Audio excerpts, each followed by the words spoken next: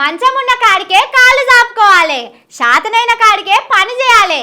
కానీ అట్లా కాకుండా ఎచ్చులకు పోతే నలుగుట్ల నవ్వే బతుకైతుంది. చిన్న పోరగాళ్ళ కూడా ఈ ముచ్చట తెలుస్తున్నది కానీ సర్కార్ వాళ్ళకు ఎందుకు తెలుస్తలేదో ఏందో పోండ్రి. మన రేవంత్ సార్కి అయితే అస్సలే తెలుస్తలేదు. ఎప్పుడు తెలుసుకుంటాడో ఏందో సారు. తుపాకి రాముడు తూటా వేల్చినట్టే ఉన్నది మన సర్కార్ వాళ్ళ కథ. దునియాలో ఎవ్వరు చేయనట్టు మేము 3 నెలల 30,000 కొలువులు ఇచ్చినామని రేవంత్ సార్ చెప్పుకొని రోజు లేదు. హైదరాబాద్ కెలిచి ఢిల్లీ దాకా ఏడికి పోయినా గిదే ముచ్చట చెప్పుకున్నాడు. కానీ అసలు ముచ్చట ఈ అక్కలు చెప్తున్నారు చూడుండ్రి. చూడుండ్రి, అక్కలు కొంగు పట్టి అడుగుతున్నారు. కాగితాలు చేతిలో పెట్టి ఖతర్నాక్ పబ్లిసిటీ చేసుకున్నావు సారు, కానీ మా కొలువులు ఎప్పుడు ఇస్తావని గురుకుల టీచర్ అభ్యర్థులు రేవంత్ సార్ ఇంటికి పోయిండ్రు. రేవంత్ అన్న మీ కొంగు బట్టి అడుగుతున్నాం, తెలంగాణ ఆడబిడ్డలమ్మా, మా బాధని మీరు అర్థం చేసుకోండి.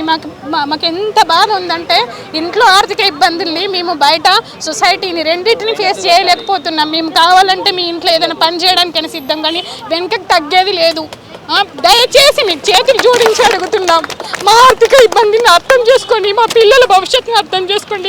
ఇక టీచర్ కొలువు ఇచ్చేటట్టు లేరు కానీ మీ ఇంట్లో ఏదైనా పని చూపెట్టుండ్రని వాళ్ళు అడుగుతుంటే మాకే కళ్ళ నీళ్లు తిరిగినాయి. ఒక్క ఇల్లే కాదు, మొన్న కూడా కొందరు గురుకుల టీచర్లు సీఎం ఇంటికాడ ధర్నా చేసిండ్రు. ఆయాలనే నర్సులు కూడా సీఎం సార్ ఇంటికి పోయిండ్రు. పెద్దరికానికి ఎల్బీ స్టేడియంలో కాగితాలు ఇచ్చిండ్రు, కొలువులు ఇచ్చిండ్రు, కానీ జీతాలు ఎప్పుడు ఇస్తారు సారు అని ఏడుపు ఒక్కడే తక్కువ ఉన్నది వాళ్ళది. 4 నెలల సంధి జీతాలు లేక బతుకులు ఆగమవుతున్నాయని అంటున్నారు. ఆయాల పూటకు 2 మాటల 30,000 కొలువులు ఇచ్చినామని చెప్పుకున్నారు రేవంత్ సారు. ఇవాళ వాటి గురించే మాట్లాడతలేడు. మీదికెళ్ళి అలా మనుషులను పెట్టి ఏదేదో జోలు చెప్పి ఎల్లగొడుతున్నారట. ఈయనకుంటే బెదిరించి పంపిస్తున్నారట. అంతేగాని కొలువులో ఎప్పుడు చేరాలి, జీతాలు ఎప్పుడు ఇస్తారనేది మాత్రం చెప్తలేరని బాధపడుతున్నారు. మా కొలువుల పేర్లు చెప్పి ఓట్లు వేయించుకున్నారు,